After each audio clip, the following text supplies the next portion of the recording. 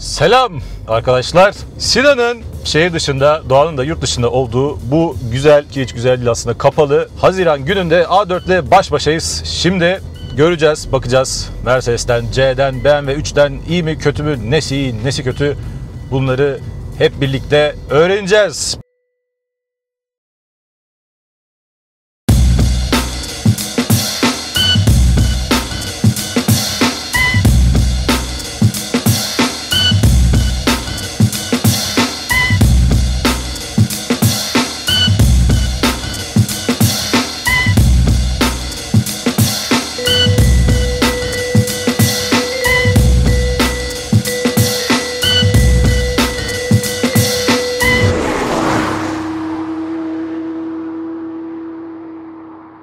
Bu arabanın gelmesi biraz gecikti. Kusura bakmayın. Birkaç ay önce gelmesi gerekiyordu esasında ama geç olsun.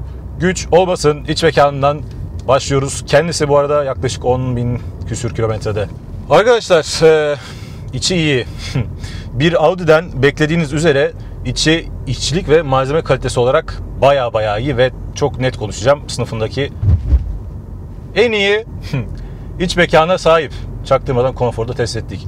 Yani burada bir tane çok yanlış bir seçim var. Bu koltukların yanındaki yanal desteklerin rengi ve kol dayamaların rengi felaket. Hakikaten felaket. Ki bu zaten sizin seçiminize bağlı. Alacağınız donanıma göre onların renkleri de değişiyor. Ama onun dışında yani iççilik malzeme hakikaten çok iyi. Yani hiçbir kusur ben göremedim ki, bayağı kurcaladım. Yani şuraya elimi atıyorum mesela. Bunun normalde plastik olması lazım ama bayağı bildiğim bu malzeme soğuk arkadaşlar. Plastik olsa soğuk olacağını hiç zannetmiyorum. Ve bu sanırım gerçek alüminyum kullanmışlar. Bu mesela aynı değil. Bu biraz daha farklı ama şurası soğuk. Yani elim şu anda üşüdü. Gerçek alüminyum kullanmış olabilir arkadaşlar. Emin değilim ama şu çok iyi. Hakikaten bırakamıyorum zaten, belli. Yani bu arabanın içinde geleneksel bir Audi'den farklı, ilk elime gelen altındaki şu parmağımın ne var? MMI var. MMI biraz daha farklı. Ondan önceki A3, A4, A6 onlardan biraz daha farklı ve bu yaptıkları ufak tefek değişiklikler aslına bakarsanız pek hoşuma gitmedi. Eski MMI'lerin kullanımı daha rahattı. Burada işte tepeye 8 tane sürekli sık kullandığınız istasyonları kaydettiğiniz düğmeleri koymuşlar. Üzerine geldiğiniz zaman dokunmasanız bile hangi istasyona basmak üzere olduğunuzu size gösteriyor. Bunlar güzel şeyler ama genel olarak ben bu MMI'yi kullanırken zorlandım. Bir iDrive'in kullanışlılığından mesela çok uzak. Ne var? İşte sağ sol yapmak istediğim zaman böyle sağ sol yapabilirim. Ama aynı zamanda böyle de sağ sol yapabilirim. Şu yandaki düğmeler mesela benim kafamı çok karıştırıyor. Hep söyleriz yani bu kumandaları eleştirirken aynı işleve sahip birden fazla düğme kullanmamaları gerekiyor markaların ki sizin de kafanız karışmasın.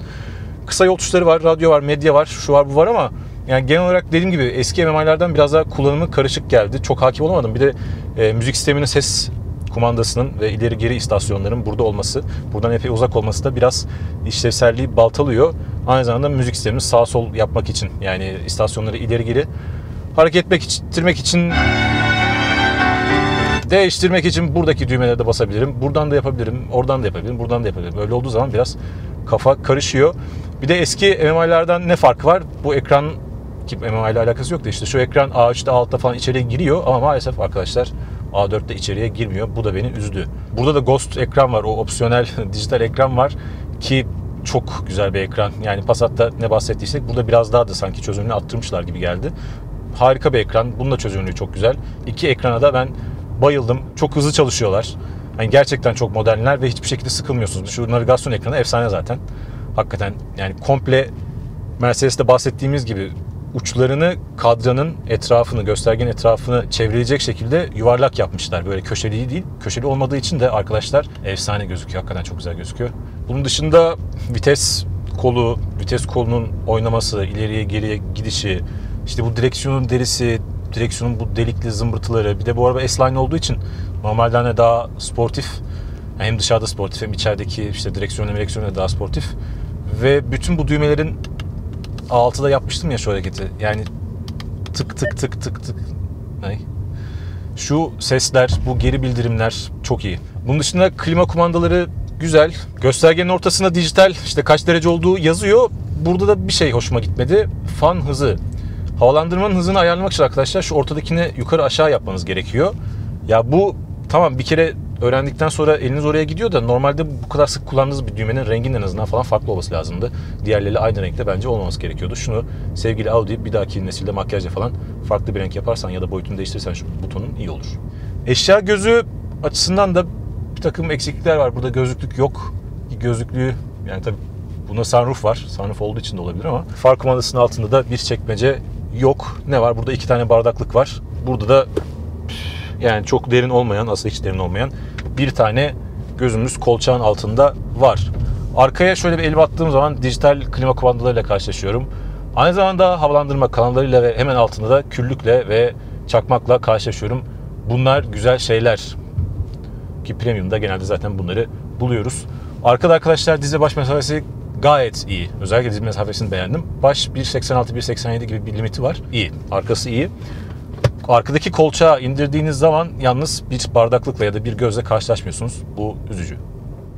Başka mesela biraz sessizliğinden bahsetmek lazım. Yani şimdi gazlasam, gerçi motor sesinden pek bir şey anlamazsınız ama yani, evet şu anda zaten halihazırda 70 kilometreye gittiğimiz için bunun rüzgar sesiyle pek alakası yok. Birazdan sürüş dinamiklerini gösterirken daha yüksek süratlere çıkarız. Bu araba 150-160 kilometrenin altında hemen hiç rüzgar sesi almıyor. Yani 150-160'tan sonra ha diyorsunuz artık rüzgar duymaya başlıyorum. 170-180'den sonra ha bayağı bir duymaya başlıyorum. Ama bu hızlar yüksek süratler. Yani rüzgar sesini ve genel olarak arabanın yalıtım düzeyini oldukça beğendim. Farlarını beğenmedim ama. Farları LED, kısalar işte, uzunlar bence zayıf. Fiyat seviyesinin çok altında. Geleneksel olarak bütün LED farlarda, aşağı yukarı bütün LED farlarda bahsettiğimiz zayıflık bence bunun farlarında da var. Biraz cızırtı var. Hayat akıp giderken. Hayat akıp gidiyor ama evet.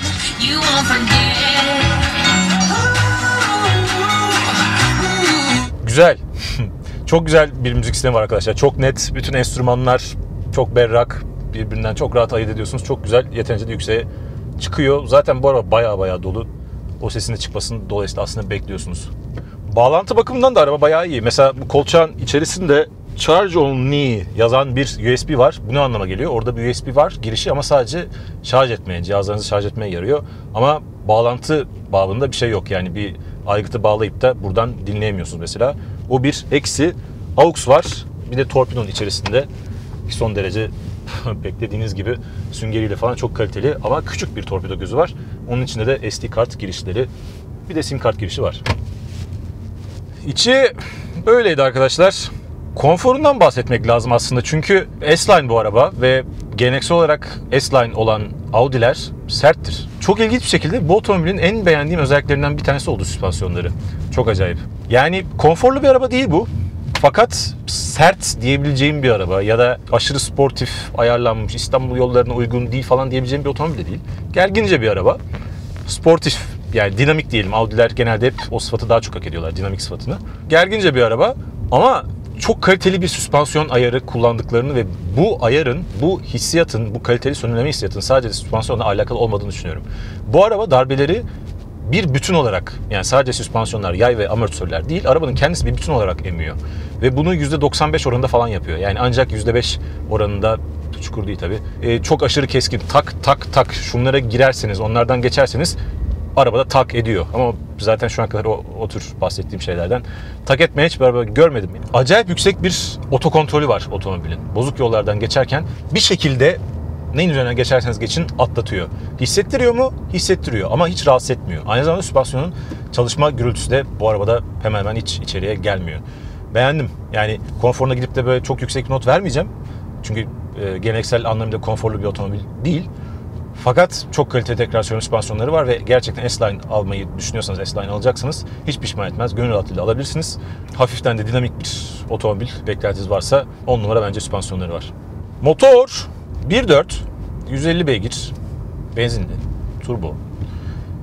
Yani bu motorla ilgili söyleyebileceğim arkadaşlar, uzunlamasına yerleştirmişler. Geleneksel olarak eski Audi'lerde özellikle hep enlemesine yerleştirirlerdi. O da ön aksa çok fazla yük bindirirdi. Ağırlık dağılımında öne doğru biraz bozardı. Bu tabii uzunlaması da olduğu için, ön aksı da biraz gerisine çektikleri için güzel olmuş. Yani ön artık modern Audi'lerde hakikaten eskilere göre çok daha az o öndeki ağırlığı hissediyorsunuz. Bir de 1.4 çok küçük bir motor, hafif bir motor.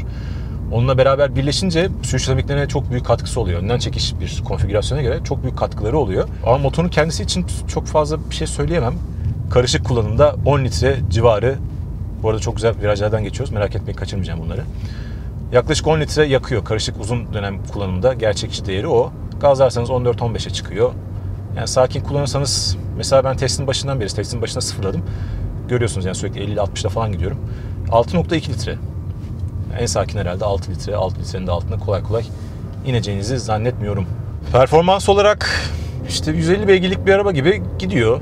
Hani aslında 150 beygirlik bir arabadan biraz daha iyi gidiyor. 0-100'e falan baktığınız zaman 8 küsür saniye.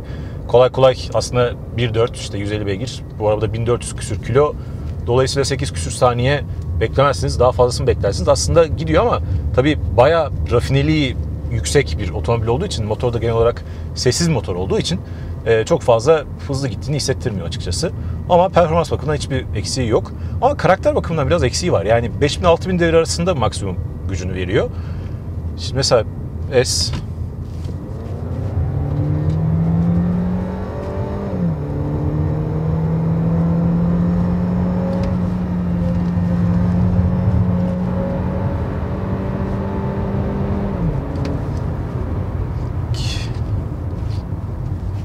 yani çıkardığı ses bayağı modern bir elektrik süpürgesi. Hiç keyifli bir ses çıkartmıyor. Devirlenme karakteri de tamam pürüzsüz, medeni ama haz vermiyor. Yani bu otomobilin hep müzik sisteminin açık olması gerekiyor ki açıkçası performansı kullanırken, işte limitlerini zorlarken, devir çevirirken falan keyif alasınız. Normalde sadece motor sesini duyarsanız eğer herhangi bir keyif almıyorsunuz. Yani bu otomobilin daha iyi bir motor hak ettiğini düşünüyorum ama neticede vergi sistemimiz belli. Makul fiyatlara, ki aslında fiyat da makul değil de bir A4 almak istiyorsanız bu motorla almak durumundasınız. Yapacak bir şey yok. Deminki çıtır gazlamamızdan sonra bu arada arkadaşlar 6.1 yazıyordu en son, 8.1'e çıktı. Bakalım testin sonunda kaçla bitireceğiz. Şanzıman. Konforla beraber şanzıman bu otomobilde en çok beni şaşırtan ikinci özellik oldu ama konfor artıydı, şanzıman eksi. Yani şöyle bir şey var. DSG'den tork konvertörlü yapmışlar. Yani bu otomobil çift kavramalı bir şanzımana sahip ama tork konvertörlü gibi çalışıyor biraz. Her seferinde doldurarak yürüyor. Bu ne demek? Bak şimdi bastım. Dolduruyor gidiyor. Biraz daha yüksek devirde yapalım bunu. Mesela biraz daha yüksek devirde. Şimdi basacağım. Dolduruyor gidiyor. Yani bir saniyeye yakın her seferinde bekletiyor. Ve bunu mesela illa kickdown yapmanıza gerek yok. Yani gaza sonuna kadar basmanıza gerek yok. Yarım gazlarda da yapıyor. Bu sefer mesela aldı. 2500 devirin yeterli olduğunu düşündü. Aldı. Ama arkadaşlar genellikle bu arabada gitmek için hep bekliyorsunuz. Yani tamam S alırsanız şanzımanı bir nebze daha hızlanıyor. Bir nebze o gecikmeleri azaltıyor, bertaraf ediyor ama gene bekliyorsunuz, gene bekliyorsunuz. Mesela S aldık, bastım. Gene bir saniye yakın bekledim. Biraz daha mesela 3000 devirden almaya kalksın. Mesela 3000 devirle gidiyoruz. Bastım. 3000 devirde sorun yok.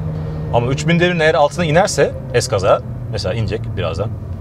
İndik mi? İndik. Tamam. Şimdi gitmek istiyorum ben. Var. O gecikme var. Hep var. Ve yani daha önce kullandığım DSG'lerde mesela atıyorum eski Passat'ta tamam çok konforlu ayarlanmıştır. Ayarlanması normaldir. Orada bu tür gecikmeler vardı. Veya Polo'da falan vardı. Çoğu uzun zamandır kullandığım DSG'lerde bu kadar o ilk gaz tepkisindeki gecikme ve normal sürüş esnasındaki atıyorum hafif bir sollamaya çıktınız diyelim trafikte. Yani şerit değiştireceksiniz. Biraz daha mesafe kat etmek, biraz daha tempolu ilerlemek istiyorsunuz. O temponun, akıcılığının hani bu derece bozulduğu, aksadığı bir DSG uzun zamandır hatırlamıyorum. Bence yazılımında küçük bir problem var. Yani yeni model yılıyla beraber herhalde tahmin ediyorum ya da makyajla beraber yazılım üzerinden geçerler. Şanzımanın daha iyi çalışması gerekiyor ki Audi'ler de genelde çok iyi çalışır. Mesela en son A6'da çok iyi çalışıyordu, kusursuzdu.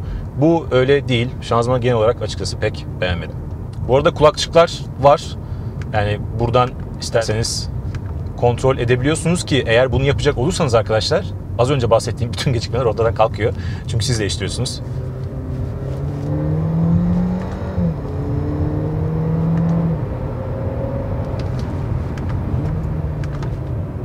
İki,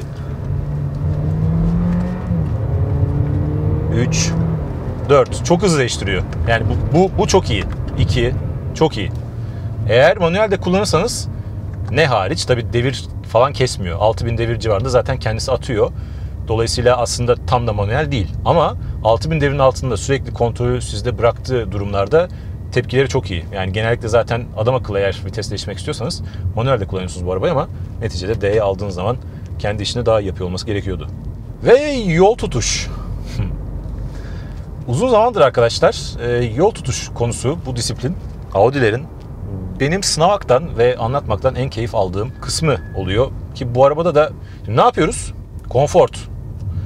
Bu konfor otodinamik sadece arkadaşlar direksiyonu ve gaz tepkisini değiştiriyor. Başka bir şey süspansiyonu falan değiştirmiyor. S'e aldık. Şuradan ESP'yi kapatıyoruz. Tabii siz yapmayın böyle şeyler. ESP off. Uzun süre basılı tutunca. Şimdi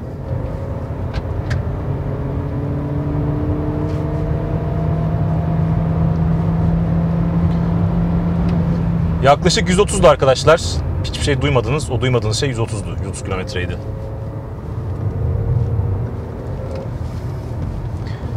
Direksiyon dinamiği aldığınız zaman dediğim gibi daha fazla ağırlaşıyor. Bu size daha fazla kontrol hissi veriyor. Yani aşırı herhangi bir his vermiyor. Fakat o ağırlık arabaya bir şekilde hakim olmanızı sağlıyor. Ve modern Audi'lerin direksiyonunu ben arkadaşlar beğeniyorum. His yok zaten, artık hiçbir arabada his yok da. Buraya gazla, daha doğrusu frenle, hafif bir frenle giriyoruz.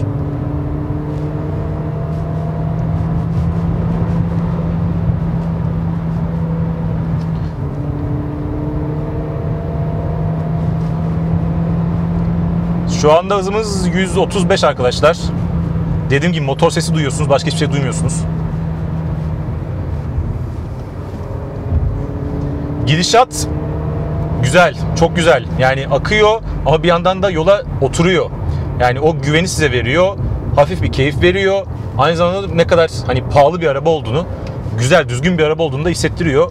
Buradan şöyle, ya tabii üzerinde de iyi lastikler var ve bu bir Audi. Audi olduğu için de limitleri çok yüksek. Yani limitlerine yaklaşmak normal şartlarda bayağı zor arkadaşlar. Şimdi burası keskin gibi. Yani böyle saçma sapan, hani direksiyonu eğer kırarsanız, arkasını oyuna dahil etmeye kast ederseniz o zaman limitin, sözüm ona, limitin ötesine geçiyorsunuz. Ama aslında çok hafif bir şekilde arkası oyuna dahil oluyor. Ve yani esasında gene bütün kontrol sizde.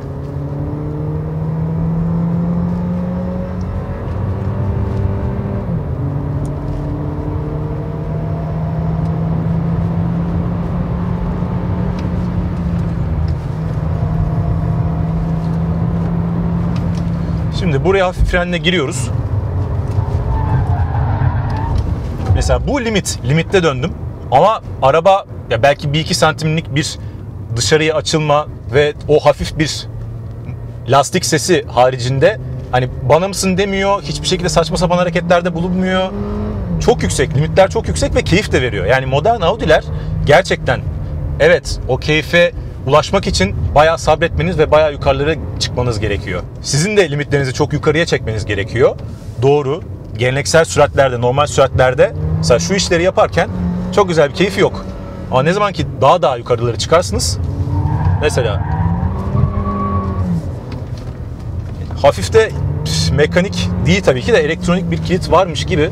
Aslına bakarsanız bu araba arkadaşlar içeriye kafayı hafiften sokmayı falan da beceriyor.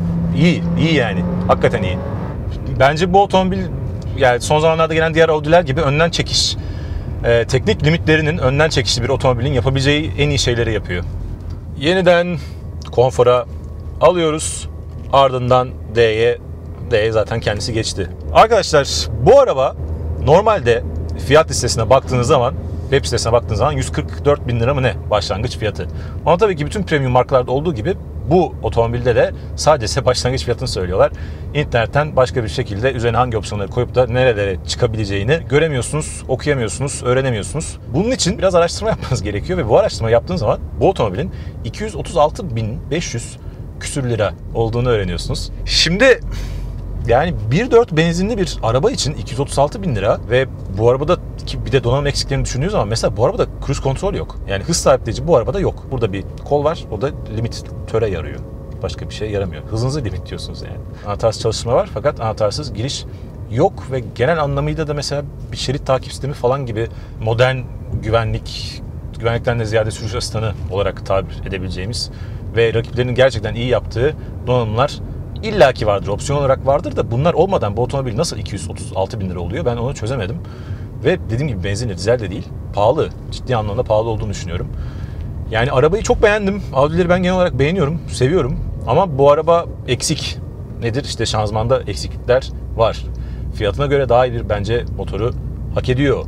Ve daha fazla donanım hak ediyor. Yani eğer bu kadar fiyat böyle bir 100 kağıt standardından neredeyse yukarıya 90 kağıt daha fazla yükselecekse, hani etrafa baktığım zaman ne görüyorum? İşte süet deri koltuklar görüyorum. İşte burada bir sunroof var. S-Line paket var. Güzel bir müzik sistemi var. Ama bunun ötesinde bu kadar fark nereden var? Çözemedim. Yani boşu nasıldır acaba? Merak ettim şimdi. Dolayısıyla fiyat konusunda ciddi sıkıntıları olduğunu düşünüyorum ama araba arkadaşlar iyi. Bir C'den bir işte 3 serisiyle falan karşılaştırınca, ki onların da tabii çok net fiyatlarına bakmadım. Yani aynı donanımlarda mesela 1.5 benzinli 3 serisini kıyasladığınız zaman, karşılaştırdığınız zaman ne oluyor, ne bitiyor? Aslına bakarsanız onları da eminim siz yapacaksınızdır. Bütün bu üzerindeki donanımlarla ne kadar bir fark oluşuyor. Eğer hepsi böyleyse arkadaşlar onlar da pahalı ama. Yani bu bir gerçek. Yani 1.4 veya 1.5 veya 1.6 benzinli bir otomobilin bu sınıfta ne kadar doldurursanız doldurun, ki bu kadar dolu da değil bu araba. Yani bu fiyatlara çıkmaması gerekiyor. Yani yazık. Ama araba iyi. Araba iyi. Testimizi arkadaşlar beğendiyseniz, dediğim gibi Doğan'la Sinan şehir dışında ve yurt dışında oldukları için tek başıma test çekmek durumundaydım bu sefer. Artık mazur görüverin. Biraz sıktım size ama gene de testi beğendiyseniz arkadaşlar mutlaka beğen düğmesine basınız. Abone olmadıysanız lütfen bize abone olunuz ve bu testi sağda solda bütün sosyal medya hesaplarınızda, hele Audi A4 nasıl bir arabaymış diye merak edenler varsa etrafınızda paylaşınız. Sonraki testlerde görüşmek üzere diyelim. Güzel testler geliyor ki artık genelde güzel testler geliyor. XC90 gelecek mesela. Ve onu tek başıma çekmedim. Çok değişik test oldu o. Eğleneceksinizdir, beğeneceksinizdir diye tahmin ediyorum arkadaşlar. Sevgiler, saygılar, görüşmek üzere.